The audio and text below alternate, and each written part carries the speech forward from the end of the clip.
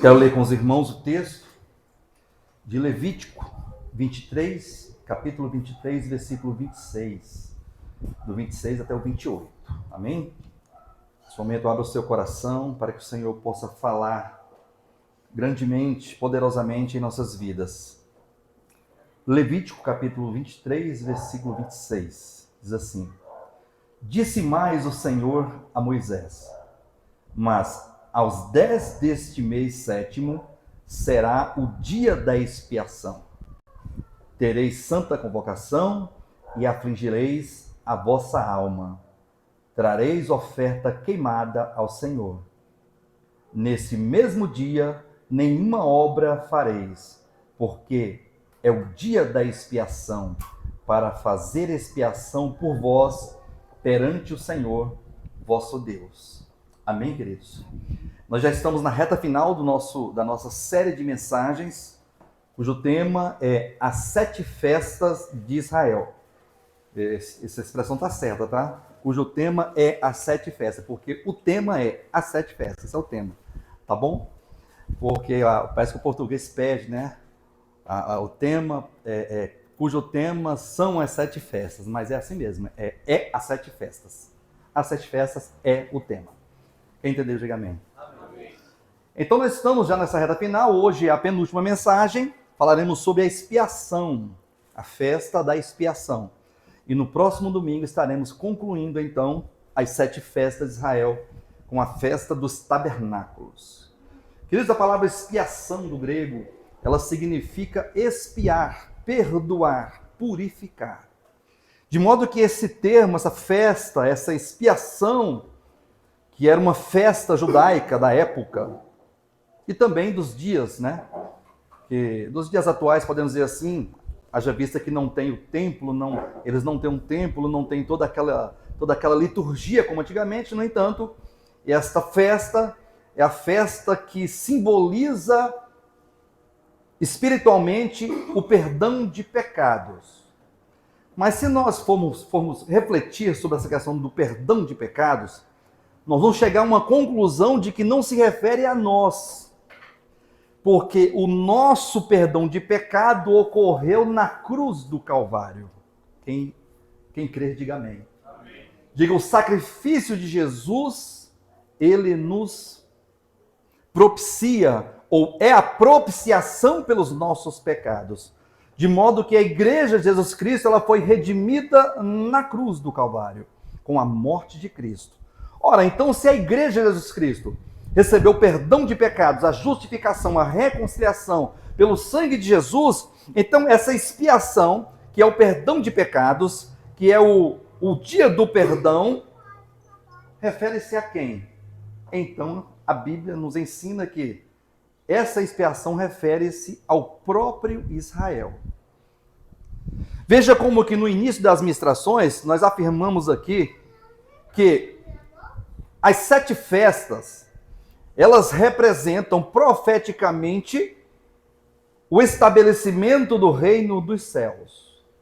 Então, ao olhar para as 7 festas, ao vislumbrar as 7 festas, nós podemos verificar ali em cada festa, desde a primeira festa, que é a festa da Páscoa, até a última festa, que é a festa dos tabernáculos, nós verificamos que ali se estabelece profeticamente o advento do reino dos céus. Os irmãos já sabem que o reino dos céus é a constituição, é a união de Deus com o homem. Ou seja, no momento em que Deus se une ao homem, o homem se une a Deus, então ali temos o reino dos céus, do qual nós fazemos parte.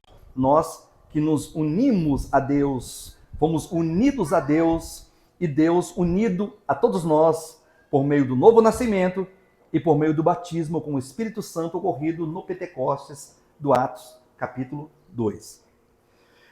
Só que hoje eu quero fazer uma outra afirmação pertinente a esse estudo das 7 festas. Bom, a primeira afirmação importante é que as 7 festas, elas anunciam profeticamente todo o reino dos céus, todo o período do reino dos céus, desde a morte e ressurreição de Cristo até o final do milênio, depois da vinda de Cristo. Esse período de aproximadamente 3.000 anos estabelece aqui então o reino dos céus. Depois dos 1.000 anos, já não há nenhuma necessidade de chamar reino dos céus, porque entra-se na eternidade e é o reino eterno de Cristo. Amém? Só que hoje eu quero fazer a segunda afirmação, que é as 7 festas é uma narrativa profética do futuro do próprio Israel. Então veja só aqui, ó. Quando eles estavam fazendo a primeira festa, a festa da Páscoa, dos pães asmos, das primícias, do Pentecostes, das trombetas, da expiação e dos tabernáculos, quando eles realizavam as 7 festas, eles nem se davam conta que tratava-se do futuro deles mesmos. Ou seja, eles estavam participando de uma profecia que é voltada, que é aplicada para o próprio Israel. Olha só que coisa maravilhosa, né? Deus estabeleceu as 7 festas, mostrando para eles, ó, o futuro de vocês está aqui. Porque quando vocês estão praticando a festa da Páscoa, vocês estão declarando profeticamente sobre vocês mesmos, sobre o próprio povo de Israel, que o Cordeiro vai purificar os pecados. Olha só, quem está entendendo? Diga amém. Quando eles estão praticando a festa das primícias e as outras, eles estão dando um anúncio ou um prenúncio profético do futuro espiritual e eterno, diga-se de passagem. Por que um futuro espiritual e eterno? Irmãos, os judeus, sobretudo os guias, os fariseus, eles esperam pelo reino. É do conhecimento deles que Deus estabeleceria o seu reino. Querem verificar comigo uma coisa? Olha só, Lucas capítulo 17.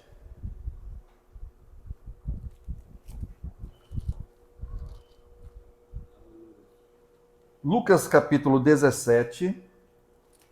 Deixa eu só pegar o versículo exatamente aqui para que seja postado. Versículo 20. Lucas 17, versículo 20 diz assim, ó. Interrogado pelos fariseus, quem foi interrogado pelos fariseus? Jesus. Jesus interrogado pelos fariseus sobre quando viria o reino de Deus. Jesus lhes respondeu, não vem o reino de Deus com visível aparência. Então veja que Jesus ele foi interrogado pelos fariseus sobre quando é que vem o reino de Deus. O reino de Deus vem quando? Queriam saber. Então Jesus foi questionado, foi interrogado pelos próprios fariseus com respeito ao advento do reino de Deus. Eles não tinham conhecimento do reino dos céus, até porque a expressão reino dos céus é algo próprio do Novo Testamento. Não havia no Antigo Testamento o reino dos céus, porque como os irmãos já ouviram e eu já ensinei para os irmãos, que o reino dos céus é esta união de Deus com o homem, só ocorre com a morte, ressurreição e ascensão de Cristo. Antes disso não há união, de modo que eles esperavam pelo reino de Deus. Eles sabiam que viriam o reino de Deus. Só que eles esperavam que fosse um reino político. Imagina só, um rei, um homem, um lugar, uma terra, uma língua, uma economia, uma religião, um Deus. A visão dos judeus nunca foi um reino eterno, um reino celestial, um reino espiritual, um reino divino humano, nunca foi isso. A ideia do reino que eles queriam era um reino político mesmo.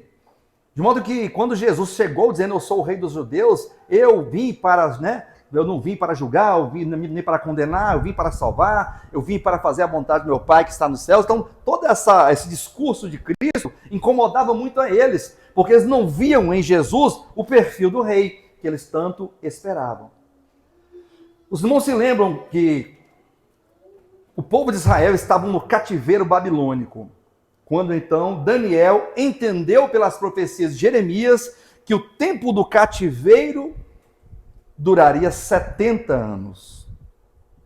Então Daniel, quando ele percebeu isso pela profecia do livro de Jeremias, então ele fez umas contas básicas rapidinho ali, algumas continhas ali, e chegou à conclusão, chegou o momento, nós já estamos completando esses 70 anos. Então os irmãos conhecem a história, a oração, aquela famosa oração de Daniel. Muitas campanhas são realizadas no meio cristão, campanha da oração de Daniel. Enfim, então Daniel ali no capítulo 9, ele fez aquela oração tão famosa no meio cristão.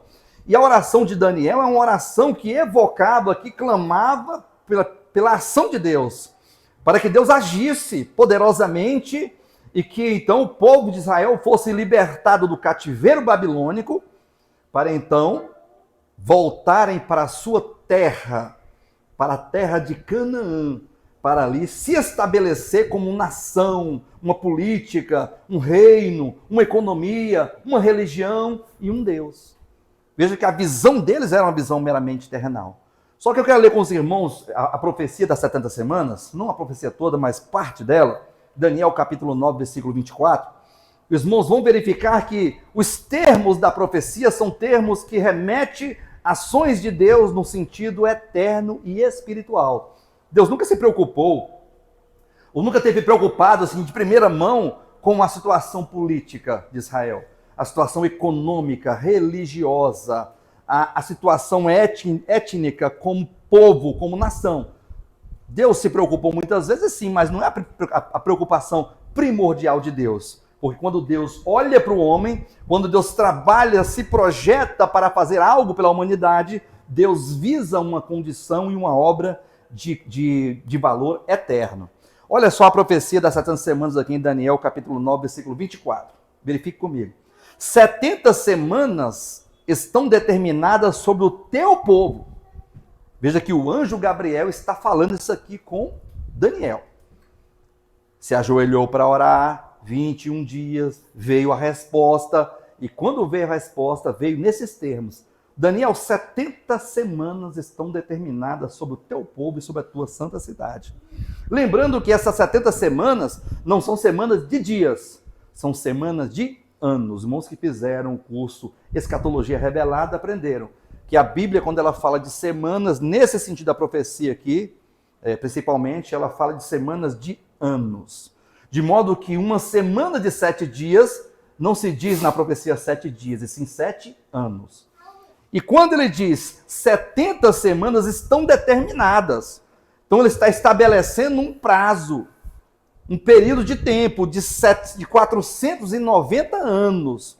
Porque se eu sei que cada semana tem 7 anos, 7 vezes 70 semanas, 7 vezes 70, dá 490 anos. Quem está entendendo aqui, diga amém.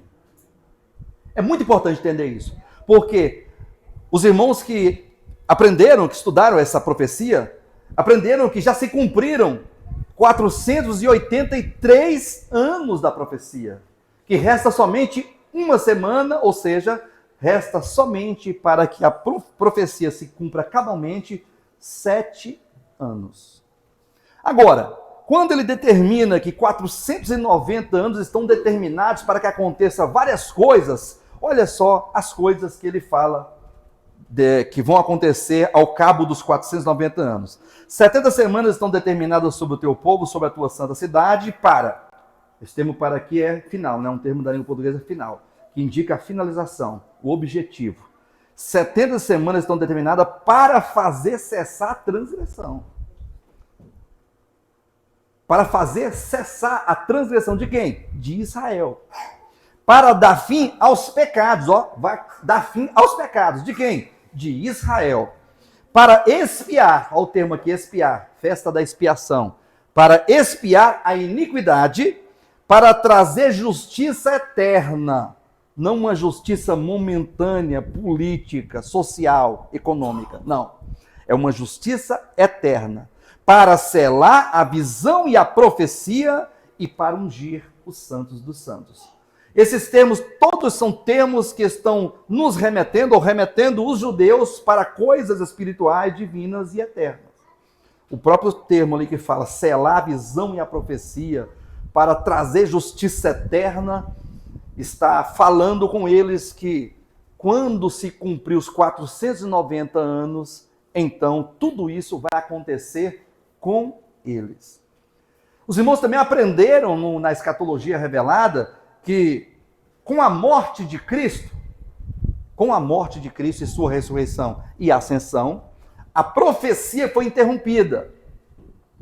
Pastor, mas por que a profecia foi interrompida? Porque eu aprendi em uma linha teológica preterista, que são do preterismo, e preterismo eles falam do passado, que a profecia toda já se cumpriu, que a profecia toda já passou e que nada resta.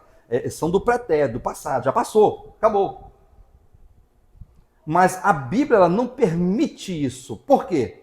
Porque você imagina se a profecia tivesse acabado e tudo isso tivesse concluído e consumado e a justiça eterna já tivesse vindo. Imagina só o que aconteceria com você. Você, irmão, você cristão, cristã, você, irmão, irmã, pastor, irmãos da era cristã. Onde estaria a igreja de Jesus Cristo se tudo tivesse consumado e fechado de ali, em Israel? Porque o evangelho foi pré-anunciado a Abraão, queridos. Quem é o pai de Israel? Não é Abraão? Abraão, Isaac e Jacó são os pais. E o que Deus falou para Abraão? Abraão, em ti serão abençoadas todas as famílias de Israel. Foi isso que ele falou?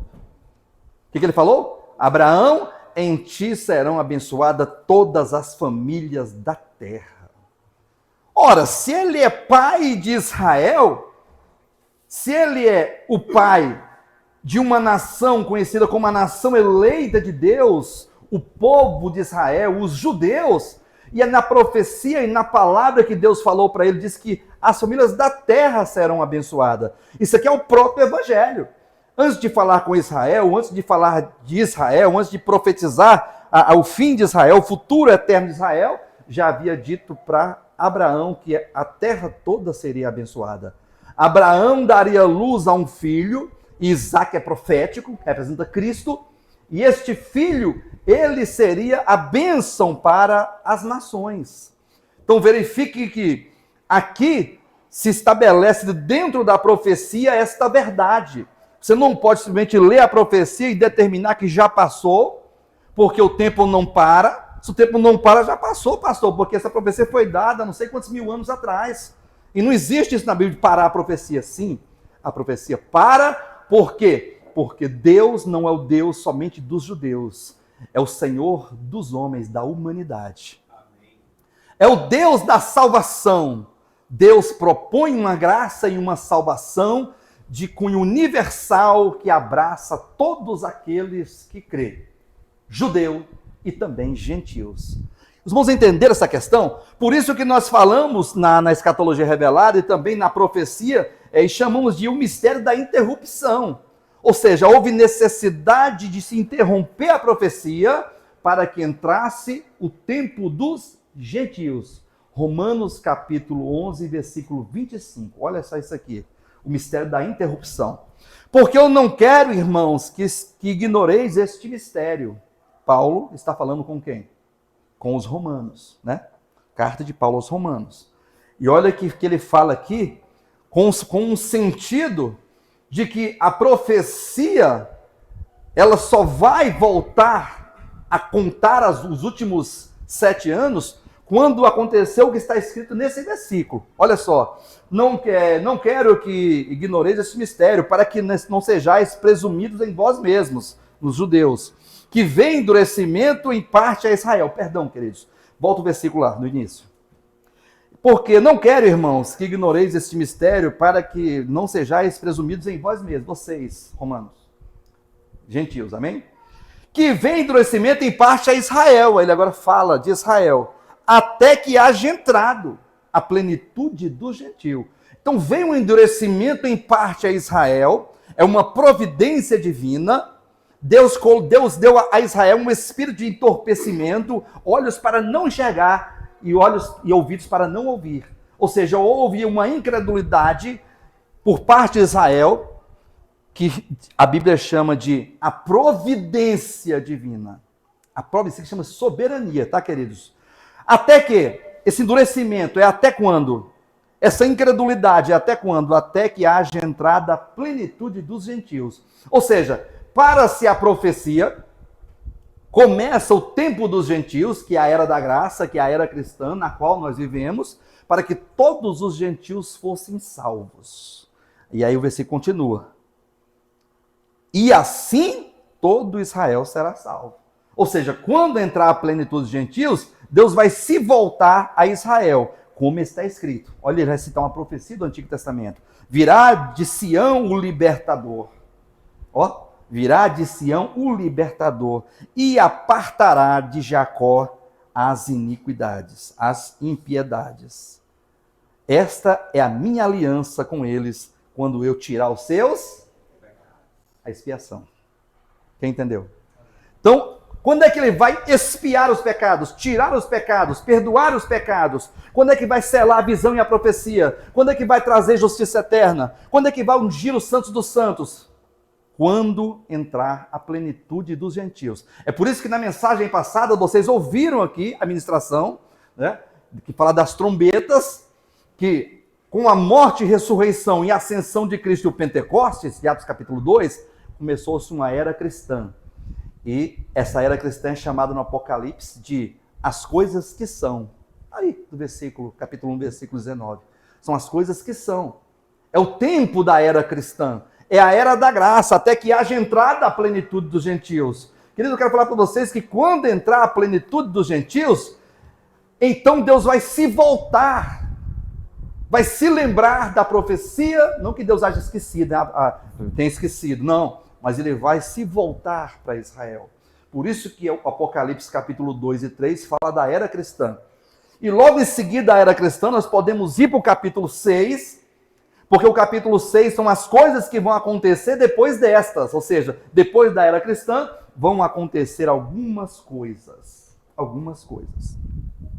Só que tem uma coisa que eu quero falar para vocês, que antes de entrar a era cristã, Jesus, ele profetizou para Israel algo nesse sentido, desse se voltar a Israel, desse voltar-se ao seu povo, o povo de Israel. Olha Mateus capítulo 23, versículo 39. Declaro-vos, pois, que desde agora já não me vereis mais. Deus está falando para Israel. Para ficar mais completa o entendimento, vamos voltar um versículo ou dois antes aí, bem no início, que fala Jerusalém, Jerusalém. Olha lá. Jerusalém, Jerusalém, que matas os profetas e apedreja os que te foram enviados. É um lamento profético de Cristo.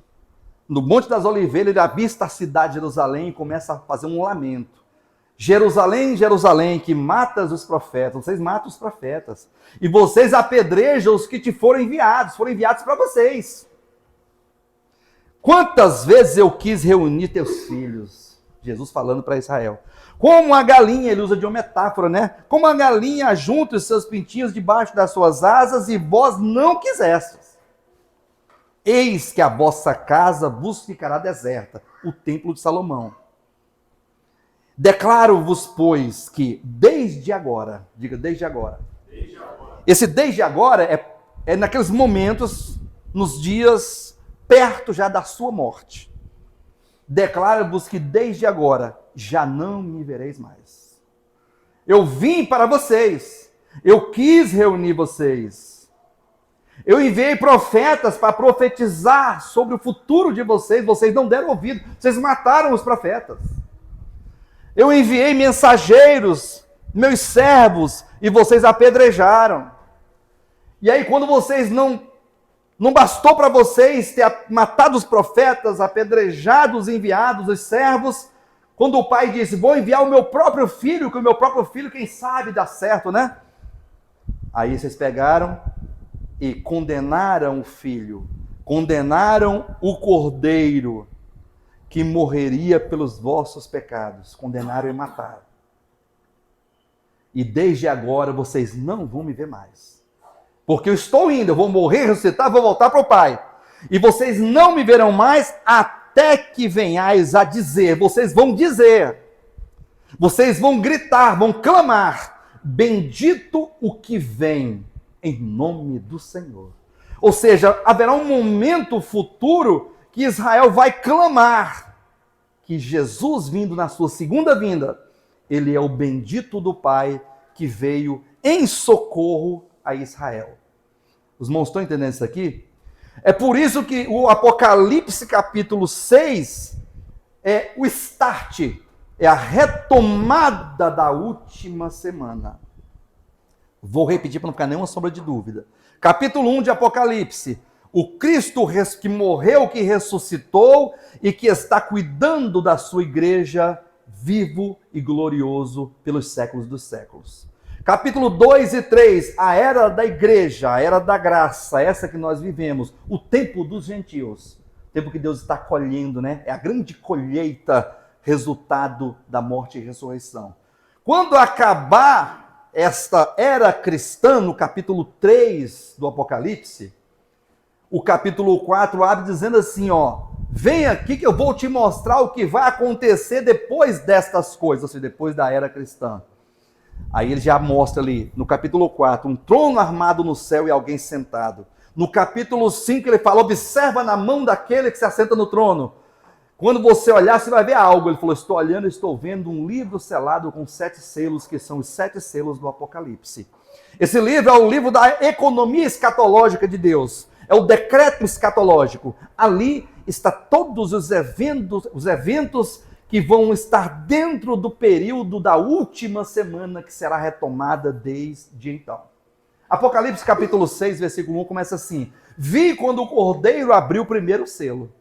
Então veja que agora começa o quê? Começa efetivamente a última semana da profecia para que aqueles eventos espirituais, divinos e eternos ocorram com eles, inclusive a expiação, o perdão de pecados, a redenção aplicada a eles e, por fim, o reino vindouro, que simbolizado na festa dos tabernáculos. Então agora, com a abertura do primeiro selo, começa a última semana de 7 anos. Essa semana, ela é dividida em 2 partes, 3 anos e meio e 3 anos e meio. Os primeiros 3 anos e meio, chamado pela Bíblia, chamado por Jesus, lá em Mateus capítulo 24, de o princípio das dores. Eu quero dizer para os irmãos que nos primeiros 3 anos e meios, nós estaremos aqui, nós igreja, os vivos. Os que tiver partido para a eternidade estarão no Hades, né, aguardando o dia da ressurreição. Mas os vivos, pode ser eu, pode ser você, pode ser nós, pode ser nenhum de nós, outros irmãos, isso não importa, mas o início da última semana, que é com a abertura do primeiro selo, começa o princípio das dores. Não quero entrar em termos próprios desse tempo. E o princípio das dores termina no 6º selo, são 7 selos. No 6º, o penúltimo selo, ocorre o arrebatamento dos cristãos vencedores. Por quê? Porque agora o 7º selo, atenção, o 7º selo é o anúncio do início da segunda metade. Ou seja, quando o 7º selo for aberto, então o anjo diz, começa a segunda metade da última semana, ou seja, começa agora os últimos 3 anos e meio que a Bíblia chama de a grande tribulação. A grande tribulação. Essa grande tribulação, ela começa com as trombetas, porque o conteúdo do 7º selo são 7 anjos com 7 trombetas. E as 6 primeiras trombetas são anúncios de eventos malignos, perniciosos e terríveis que vão ocorrer na grande tribulação. Toca a trombeta, escurece o sol. Toca a trombeta, o ar perde o oxigênio em 1/3.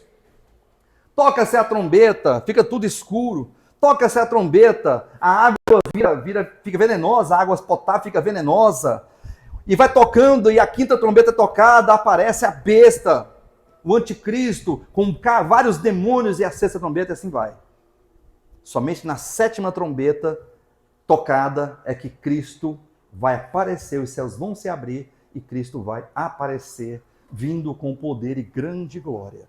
Então veja que o primeiro selo, o 2º, 3º, 4º, 5º e o 6º selo dizem respeito à primeira metade da semana, os primeiros 3 anos e meio, princípio das dores. 6º selo, arrebatamento, que são os vencedores. O 7º selo, 7 trombetas, vai começar a grande tribulação. E esse ponto é um ponto muito importante, porque essa grande tribulação, ela vai até a 7ª trombeta. Enquanto não tocar a 7ª trombeta, não termina a grande tribulação. Esse final da grande tribulação nós chamamos de, conforme a Bíblia, de a Batalha do Armagedon. Quem já ouviu falar a Guerra do Armagedon? Ou o Armagedon? Vários filmes, né, foram gravados. Tem um filme que eu assisti e gostei muito, chama-se Armagedon, com Bruce Willis. É um filme muito bom, mas não fala sobre a verdade do Evangelho. Fala do fim do mundo, fala de grandes coisas, fala de um meteoro que vem para destruir a Terra e dizimar todos os seres humanos, enfim. é uma ficção científica. Mas a Bíblia fala que Armagedon não se trata de uma batalha. Não é que não se trata de uma batalha. Não é propriamente a batalha, mas é a batalha no Armagedon. Porque Armagedon é um lugar, querido. Armagedon é um lugar. Vamos ler aqui em Apocalipse capítulo 16, versículo 12. Derramou o sexto anjo a sua taça sobre o grande rio Eufrates, cujas águas secaram, para que se preparasse o caminho dos reis que vêm do lado do nascimento do sol. Então vi sair da boca do dragão, da boca da besta e da boca do falso profeta, 3 espíritos imundos semelhantes a rãs, porque eles são espíritos de demônios operadores de sinais, e se dirigem aos reis do mundo inteiro com o fim de ajuntá-los para a peleja do grande dia do Deus Todo-Poderoso. Então, esses demônios, esse evento que ocorre neste momento, que até dizem que as águas do rio Eufrates vão secar, preparando um caminho para que os reis do mundo vão para Jerusalém. Porque o foco desta última semana não está mais para os cristãos, e sim para Israel, uma vez que a última semana refere-se à profecia da 70ª semana de Israel, sobre Israel, para Israel, e tem tudo a ver com Israel.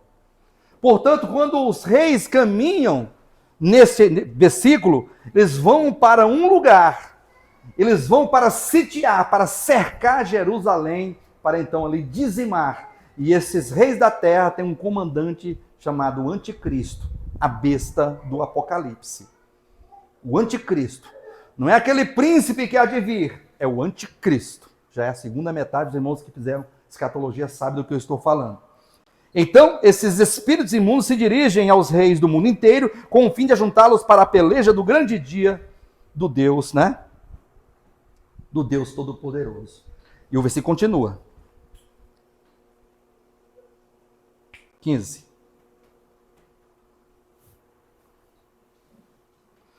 Eis que venho como vem um ladrão. Bem-aventurado aquele que vigia e guarda suas vestes, para que não ande nu e não seja, né? E não se veja a sua vergonha. Então os ajuntaram. Ajuntaram quem? Ajuntaram os reis da terra. Os ajuntaram no lugar que em hebraico se chama Armagedon.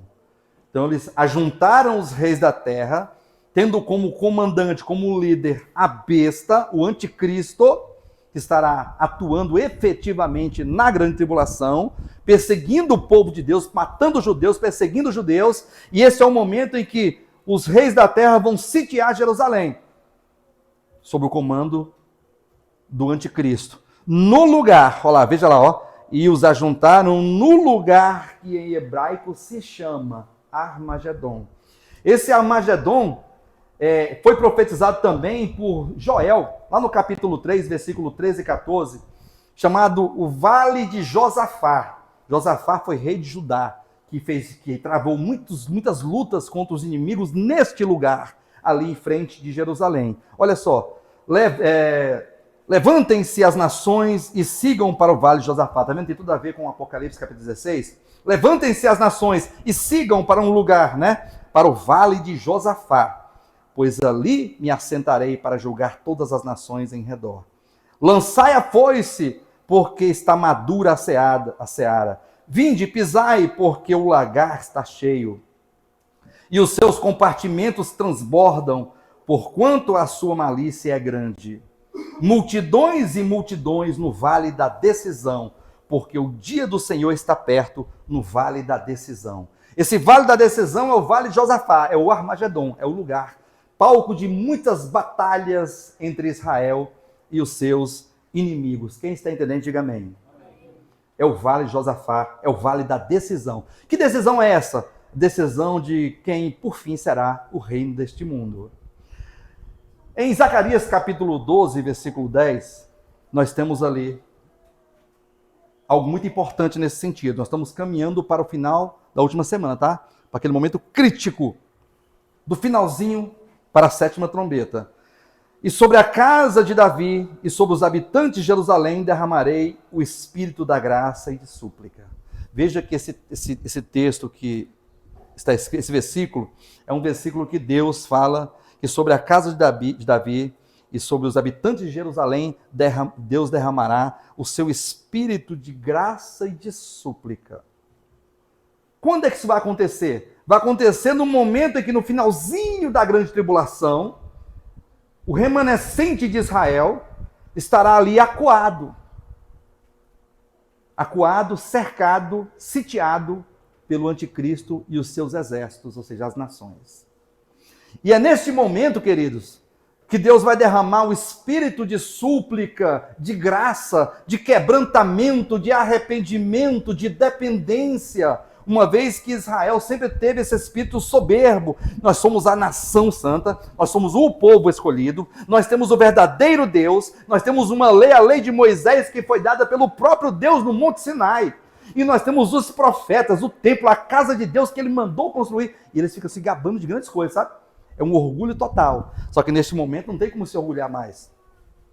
Estão cercados, serão dizimados pelo anticristo.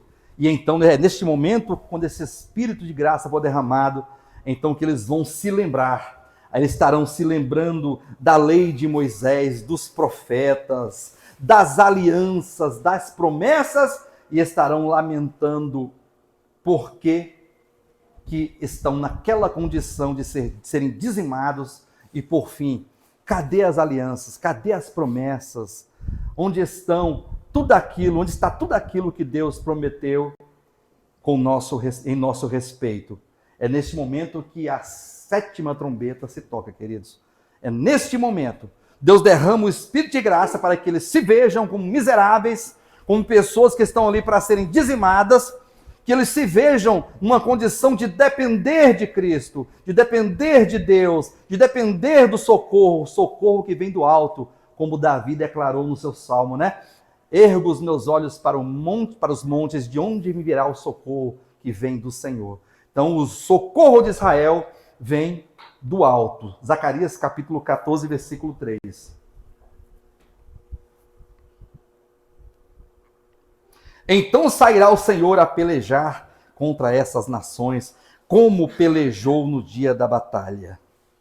Naquele dia estarão os seus pés sobre o Monte das Oliveiras, que está de frente para Jerusalém, para o Oriente. Só um momentinho aqui, ó. Aí está dizendo assim, então sairá o Senhor, quando eles clamarem por Yahvé, eles não vão clamar por Jesus. Eles não creem em Jesus. Jesus é Yahvé encarnado, é Deus encarnado. Só que eles não têm nada com Jesus, não quiseram Jesus, não receberam Jesus.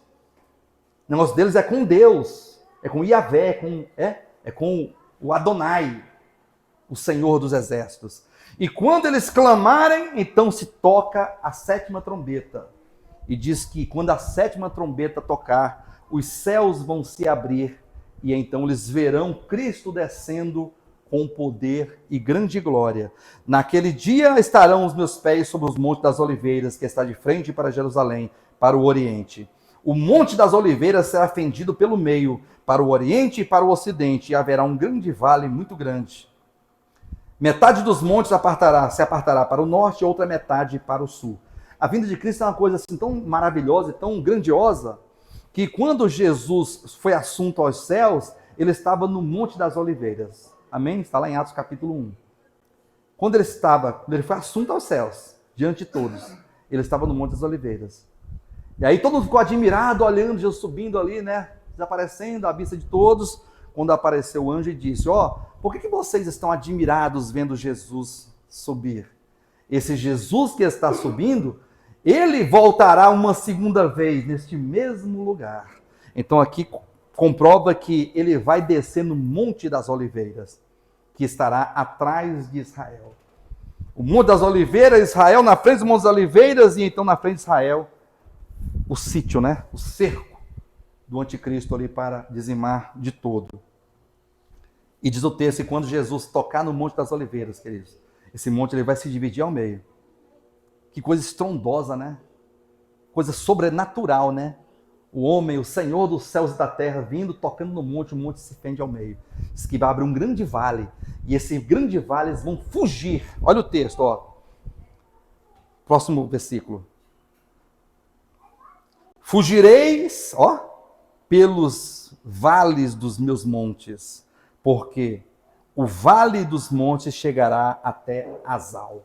Então veja que eles vão fugir. É nesse momento que eles vão fugir e vão ocupar o último lugar, porque está Cristo e os cristãos vencedores. Não se esqueça que o Apocalipse capítulo 19, que narra o advento, a vinda visível, corpórea e pessoal de Cristo, diz que Cristo vem montado num cavalo branco e um exército montados em cavalos brancos. É Cristo e os vencedores que vêm com ele, ali diretamente em socorro a Israel. Quando os judeus fugir por esses montes, pelo vale que vai ser aberto no meio dos montes, eles vão ocupar as últimas fileiras para se cumprir a profecia que diz: os últimos serão os primeiros, e os primeiros serão os últimos.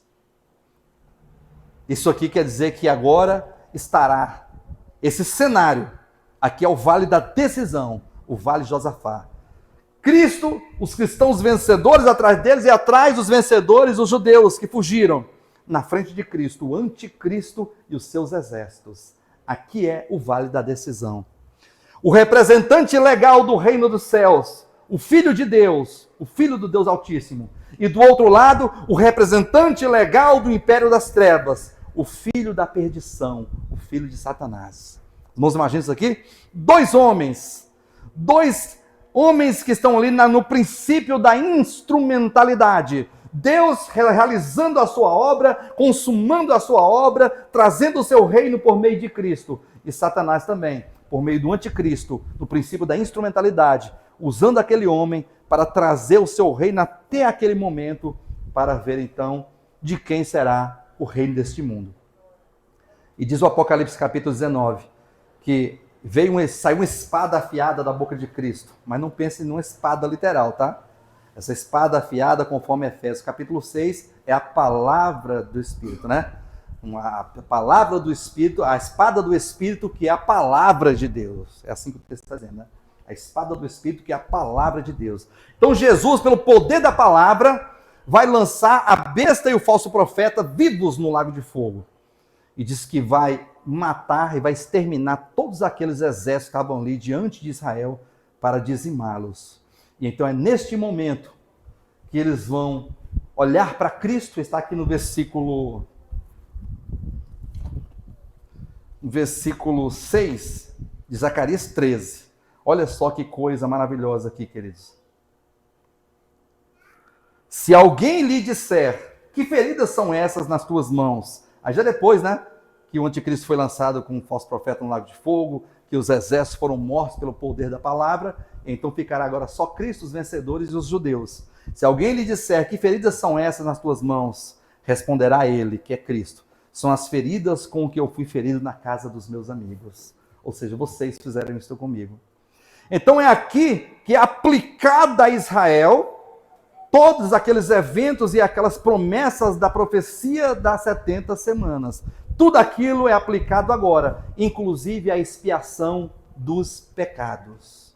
Amém, queridos? Quem entendeu, diga amém. Amém. Então, a festa da expiação é um prenúncio profético do momento em que a obra de redenção de Cristo foi aplicada a Israel como nação. Amém, queridos? É certo que hoje muitos judeus são cristãos. Até na era, nos primórdios da igreja, não sabem que os discípulos eram judeus. Olha, quem era Paulo? Quem era João, Pedro, Lucas, os apóstolos? E muitos irmãos se converteram, e a igreja de Jerusalém. Judeus, sim ou não? Mas, como nação, como povo, a promessa realizada, a promessa feita de trazer justiça eterna sobre Israel acontece na 7ª trombeta, com a segunda vinda de Cristo. Os irmãos estão vendo aqui? As 7 festas na linha do tempo. É um tempo profético. Termina só com a manifestação de Cristo e o estabelecimento do reino dos céus. Diga amém, graças a Deus. Amém. Fique de pé. Vamos agora, nesse momento, fazer uma oração. Estaremos encerrando a reunião com um cântico. Domingo que vem estaremos ministrando o